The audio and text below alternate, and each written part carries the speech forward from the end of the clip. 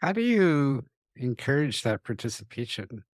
That's a tricky one, right? In especially when people have, for lack of a better term, a trauma from a previous experience or a previous manager or a previous teammate that stood in the way of that voice being heard or it maybe never being asked before. It's always easier to opt out than opt in.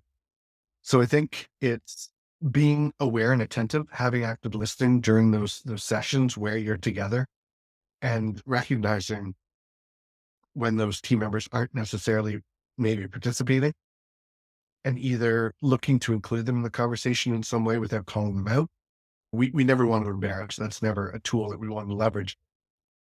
So maybe after a meeting, you're able to connect with them and have a one-on-one session and just try to pull at those strings that maybe they're looking to participate with. And in the next meeting, being asking if it's okay if you share those ideas and thoughts from the conversation, the one-on-one, and looking to build them in and looking to lift those individuals on the team that aren't as open or extroverted with their communication.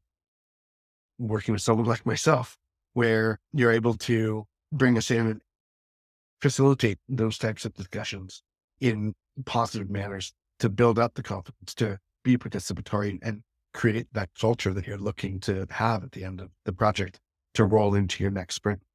I like that idea. You're encouraging participation during the meeting, not forcing it. Some people aren't comfortable talking yet or haven't had enough time to understand what they want to say yet.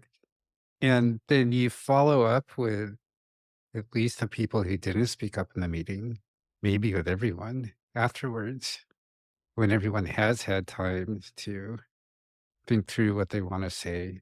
And you're talking to them one on one. So it's hopefully a much less scary environment than speaking up in the big meeting.